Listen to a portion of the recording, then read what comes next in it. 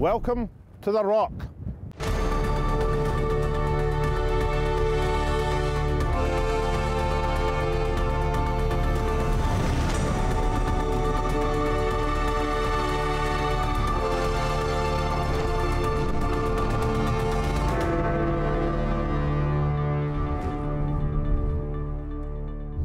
The Alex Salmond Show is here in Gibraltar to look at how the fundamental change of Brexit is affecting the local economy.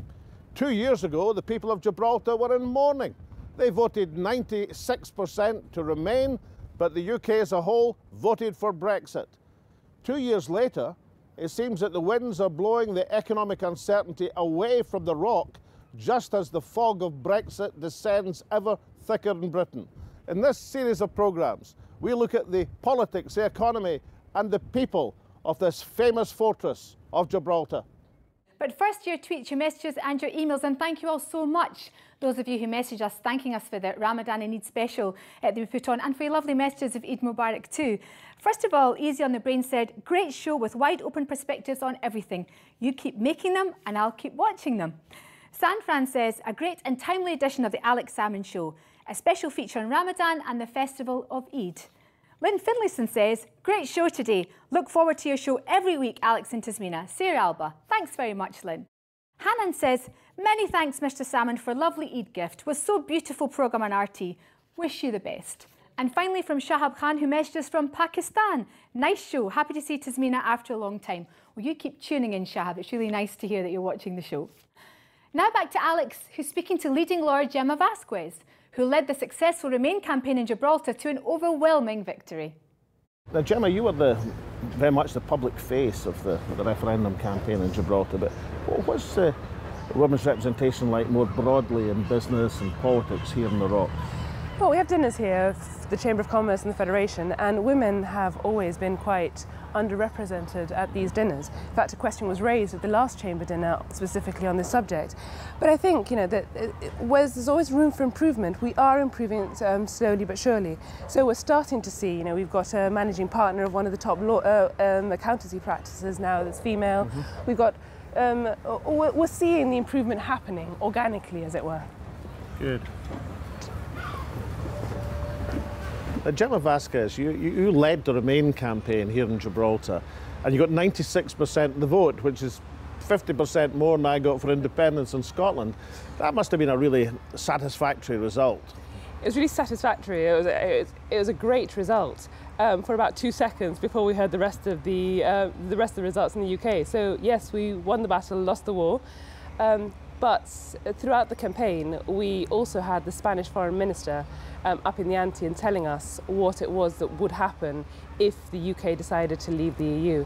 So he almost assisted us in our campaign to that 96%. So, I mean, the day after, when you realised as a whole that the UK had voted 52-48 to Brexit, it must have been like a funeral in Gibraltar. It must have been a real sense of loss. It was. It was a day when everyone in Gibraltar, you walked up and down Main Street, which is our principal road here, and you just felt it in the air. You know, there was an air of despondency. You know, people were deeply saddened. But the irony, to a certain extent, is that the people that were most affected were the Spanish workers who work in Gibraltar. And that's because, I mean, bear in mind that they've already had a situation where the frontier closed and they lost their jobs. So they were very worried about what this could mean. And what year was that? That was in 69. So the frontier closed in 69. General Franco's. General Franco, and it opened in 82. So it opened in the year I was born. So I've never lived in a Gibraltar with the frontier closed. But these workers, many of whom have either worked through it themselves or have family that had worked through it themselves, they were extremely concerned about their family's income. And 2 years later, did you imagine that you'd still be in a position of fundamental uncertainty about what the future holds? No. I mean, if I'm honest, sometimes I can't believe that the result went the way that it did. I can't believe that 2 years down the line we are still in this uncertainty that nobody knows. You know, nobody in Westminster knows what's going to happen. And as a result, we don't know what's going to happen. You know, the scene in European politics just changes so frequently. The Spanish government's just changed a week ago. Nobody would have expected that. So the level of uncertainty is very worrying for businesses here in Gibraltar. And do you think that that Gibraltar features in the Foreign Office or the Brexit Department's calculations on things? Well, our government is really pulling out all the stops. They're doing everything possible to make sure that we feature. The reality is, however, and this is what we were worried about during the campaign, the reality is that with everything that's going on at the moment, with all the issues that are up in the air, Gibraltar comes fairly low down Westminster's priority list. And there is a certain sense in Gibraltar of what will happen when you hear the issues of Northern Ireland being aired frequently, but our border isn't quite up there. So there is a certain concern that we are not as high on the agenda as obviously we'd like to be. And so given that situation where fundamental uncertainty about this intensely European-orientated Gibraltar, have you looked at other possible models? I mean, couldn't Gibraltar be like Liechtenstein and find its own relationship with the European Economic Area? Well, I'm sure that the government have looked at all sorts of other options, but we are limited by the Treaty of Utrecht, which was signed in 1713. So this limits us because... This was the end of the War of the Spanish Succession, where Gibraltar fell into British hands. Exactly. And Spain has the right of first refusal over the territory of Gibraltar. So that is somewhat more limiting than for example, Liechtenstein and, of course, Scotland, who has the right to choose their own future. So just, and let's pursue that point for a second. I understand the point about the international treaty, Treaty of Utrecht, the foundation of Gibraltar's current status. But let's say that wasn't the case. Would such an option be attractive to people in Gibraltar if you could take away the difficulty of the international treaty, which of course is not something you can wish away? It's not something that you can just simply wipe clean. At the moment we have to face the reality that we live in. So, whereas the option has been explored previously, unfortunately the constrictions are such that there's only so far that you can explore it before the reality hits home that, we have Spain, who really is demanding Gibraltar back at every turn. So whereas you'd explore it, there's no real mileage in that. Now, Gemma, David Cameron could have done with some of your expertise in terms of how to conduct a referendum, as indeed could I. Have you managed to come up with a solution for this wider predicament as UK politics is in this kind of surreal stalemate at the present moment? Have you got the answer here in Gibraltar for the UK? I wish I did. I wish I did, but unfortunately there are so many factors in the mix, aren't there? So there's the Conservative Party itself. It's not as simple as coming up with a solution because there are so many external factors involved as well. So, as far as we're concerned in Gibraltar, we just have to make the best out of what we can. And what we were frequently asking for before, up until last May, I was chair of the Federation of Small Businesses here in Gibraltar. And what we were saying to the UK is, look, we can't determine the outcome of what the negotiations with the EU will be, but bilaterally the UK and Gibraltar can come up with an agreement of sorts which secures our businesses and gives some certainty to our businesses. Now that is starting to come. So at least I think that we are doing everything that we can to try and give some certainty to businesses in Gibraltar. Now, when I used to dabble in economics, one way of telling whether an area was prosperous was to count the number of cranes and the amount of building work that's going on. If I did that in Gibraltar at the present moment, then you would say the Gibraltar economy looks pretty robust. So is this uncertainty about the European dimension really impacting on Gibraltar just now? I think that it's there. It's there in the background. I mean, the economy is doing better than ever. Our economy is fairly strong, but there are concerns. The gaming companies are looking at other options. And this has become a big part of the Gibraltarian economy, hasn't it? It is, and we have online gaming is a big part of our economy. So the uncertainty is there bristling in the background. But yeah, as you say, the economy is strong. The number of the construction sites in Gibraltar indicates that we are a fairly robust economy. But we as Gibraltarians, and as a Gibraltarian lawyer, I have to look long term to see what's coming around the next corner. But despite the uncertainty and despite the clear threats and the looming in the horizon, would you say, Gemma, that the economy of Gibraltar, the economy of the Rock, is standing firm? Well, touch wood, so far it looks like the economy is standing firm. The economy is quite strong, and hopefully that will remain the case for many years to come. Now, I can't settle your new relationship with the European Union, but I can offer you the Alex Salmond Quake for being part of the Alex Salmond Show. Gemma, thank you so much for the interview. Thank you very much. You know the drill. Put the whiskey in the Quake and pass it around the whole of Gibraltar. That's lovely, thank you very much. A key participant in business and public affairs in Gibraltar over a number of years has been former Trade and Industry Minister Peter Montegriffo QC. Alex spoke to him about the changing relationship between Gibraltar and Spain. The border of Spain reopened after the death of Franco and coinciding with European Union entry for Spain. Very much so. Franco had died in 1975 and we had decided to join the EU with Britain in 73. When Franco died, obviously the transition to democracy in Spain was very difficult.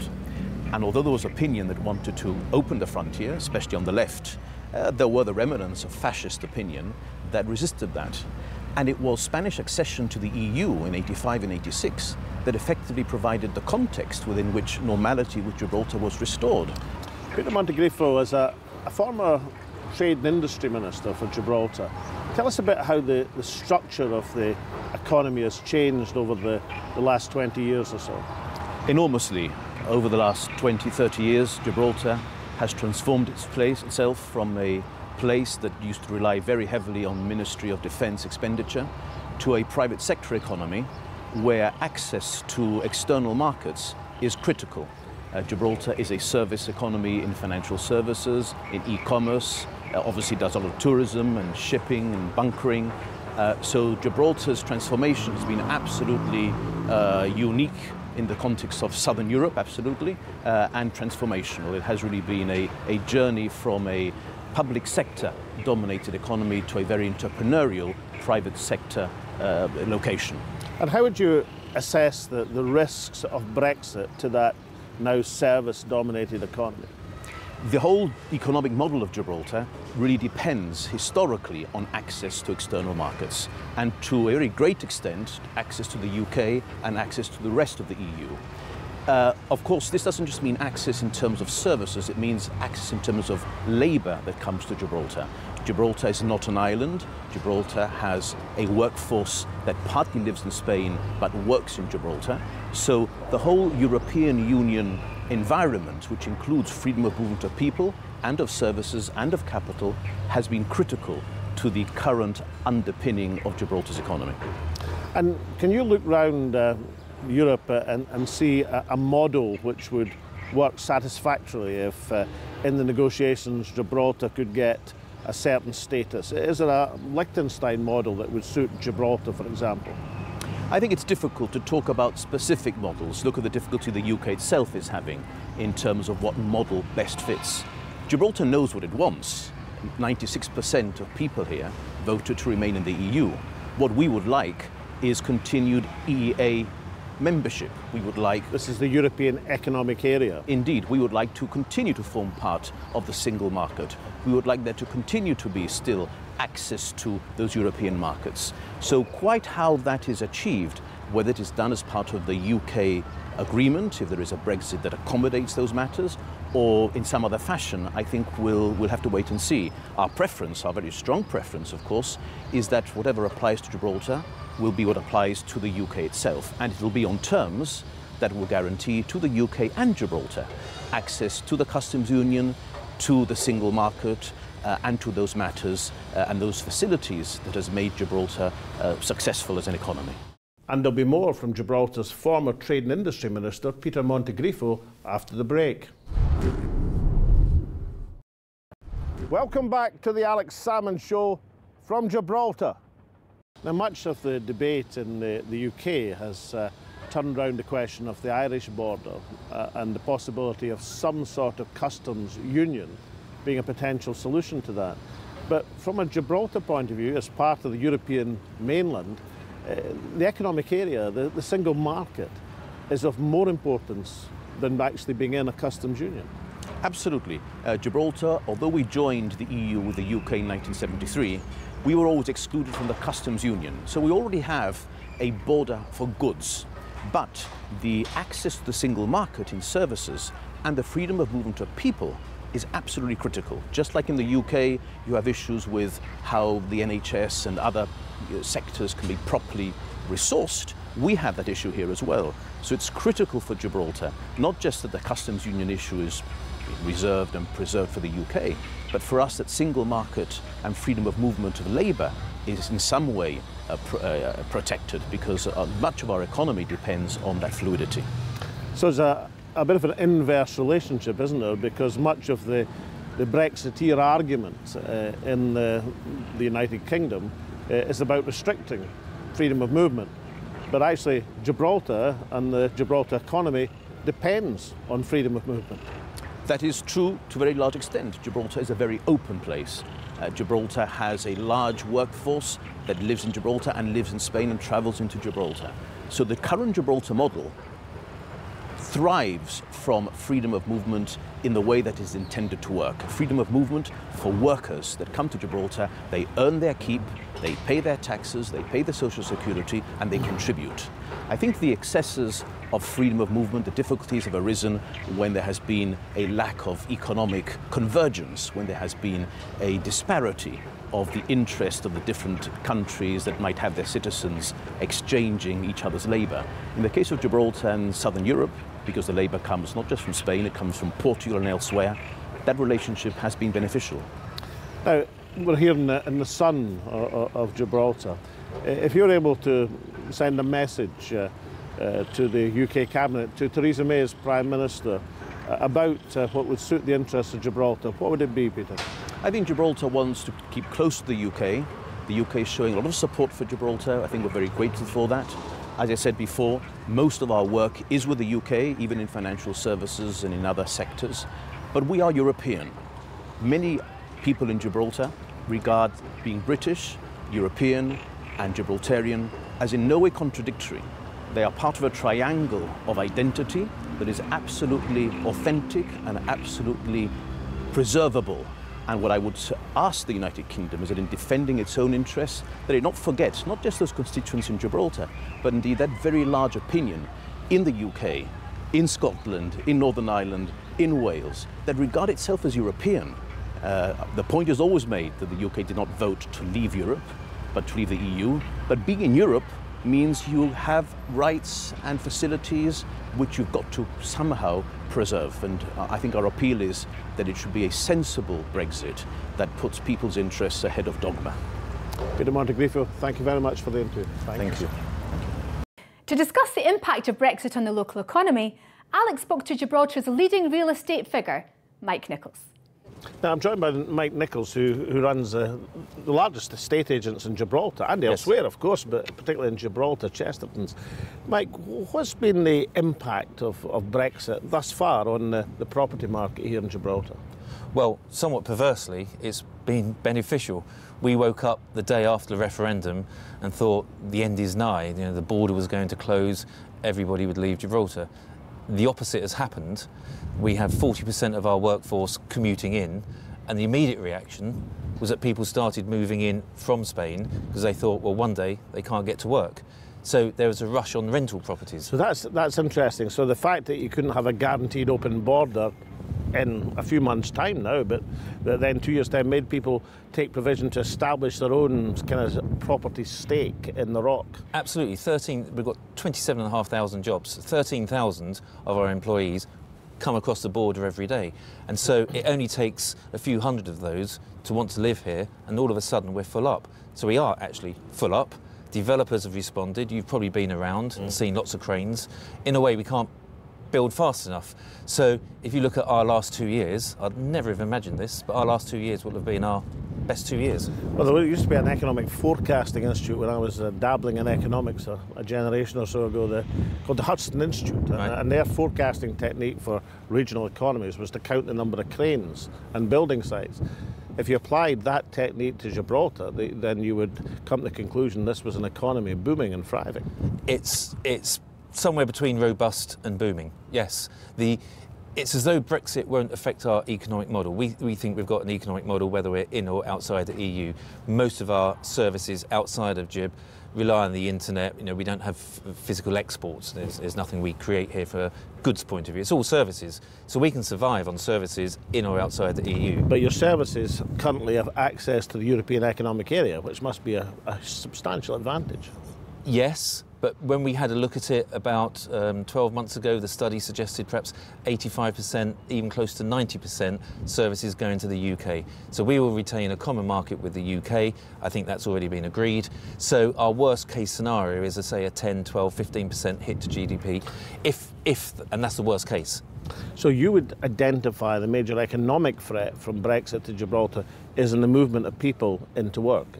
Absolutely. We're not in the customs union today, so we have issues at the border in terms of goods coming over. The commercial border closes at 2 o'clock, and if the lorry doesn't get there in certain times, you go to Morrison's and there's no tomatoes. And we have all of that with goods. That's what they're saying is going to be happening in the UK, according to the secret cabinet papers. Well, we have those issues in our local shops. The mood of the commercial border is when we get our goods, so we live with that. It is the fact that 42% of our workforce commute in every day. It's a threat to the businesses here if they can't get their employees in. We can't fit all those employees into Gibraltar with the current housing, which is why we're building more. And so the threat is, if Spain plays silly boys with the border, will we still be able to get in? Will those employees still be able to get in? But relocation's not an option for everyone, and it's not an easy option because you're basically exchanging a ranch in Spain for a 2-bedroom flat in Gibraltar. Would that be about the price comparative? Yes, that's a good comparative. However, you'll be paying half the tax in Gibraltar and a quarter of the hassle in Gibraltar. So in Gibraltar, you know, you send your children to school and they do O-levels or GCSEs and A-levels. We have sterling, we have our law is virtually based on UK law. It's probably 90% the same. Our high street, 50% of it is UK shops, 50% of it local. So it's a very easy place to live if you're from the UK, because you feel very comfortable here. The sun just shines a bit more. Now, tell me a bit about the transition from defence-related expenditure to the much more service-based economy Gibraltar has now. I mean, 25 years ago, the MOD owned 60% of the land in Gibraltar. Now it's 6%. Yeah. Do you think they should be getting rid of that last 6% and getting a few more houses up? No, I don't think. I mean, I've got a foot in Gibraltar and a foot in Britain. I don't think Britain should ever move away from Gibraltar. You can see how strategically located, or well located it is strategically. You know, we go for wars over the centuries, and I think Britain needs to keep Gibraltar from a strategic point of view, but also because the people want to be British. So you think the power of Hercules is still important in these days? 100%. Tell me a bit about your personal story, because I mean, you were an expat, but you came via Spain as opposed to straight to Gibraltar, is that right? When I was first offered a job in Gibraltar, it was as a finance director of a property development company. This is what you see around here, Ocean Village. And I don't think I'd ever been to Gibraltar. So I accepted the job. This was 2002. And for me, it was just natural to live in Spain. I hadn't thought of living in Gibraltar. And we lived in Spain. We had a child, or we had our second child. And then over the years, Spain is great, but it's just quite burdensome, bit painful in terms of living there. And the more you get to know Gibraltar, the more you fall in love with it. So we took the decision 7-8 years in, we're going to move into Gibraltar. So I've lived here since, and I love it.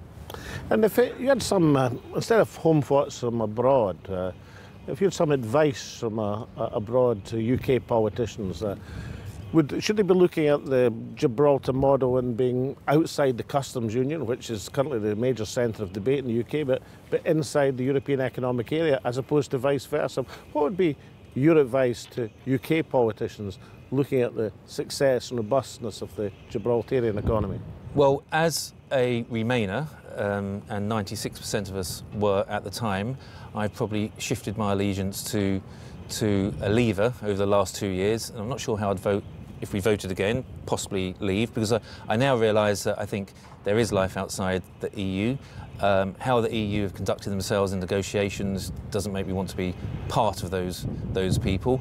The business model here copes with being outside the customs union, and I think we can have the confidence to trade beyond just the EU. You know, if you look at Spain, Spain exports far more to goods and services, far more to the UK than vice versa. You know, they need us. We just need to stand up and trust our own abilities a bit more. So I think there's life outside the EU. So I'm shifting. And in terms of Gibraltar's place in the negotiations, I mean, Ireland is dominating Yes. the negotiations. The border issue in Ireland is I suppose, the single biggest issue in the negotiations. It may be the straw that breaks the camel's back, but Gibraltar hardly figures. In your estimation, do you think that's an advantage for Gibraltar to, well, softly catches Barbary 8? With Ireland, you have two willing parties, I believe, between Northern Ireland and Southern Ireland. They don't want a hard border. But then you have the EU, who don't want to make it easy to have this soft border, because that will encourage other people to leave. So, funnily enough, we're negotiating with the EU that I believe don't want that it's not in their interest to have an answer.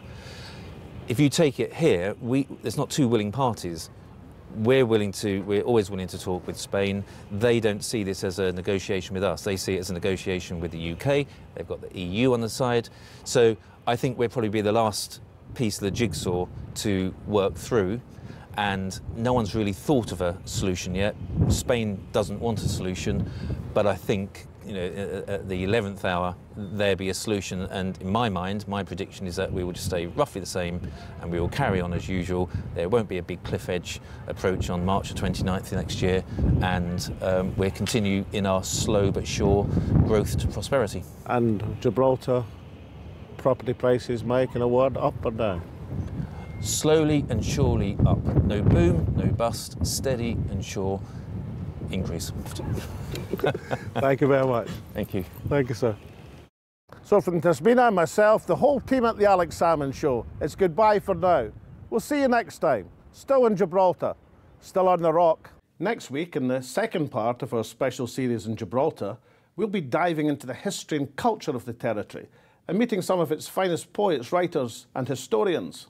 And what's the artistic scene like in Gibraltar? Amazing. You would not believe that 30,000 people could have so much art in them. And we'll also be exploring how Gibraltarians are coping with the implications of Brexit. We've been hit hard, but I always say Gibraltar's like a cat. When you grab it like that and you drop it, it always falls on its feet.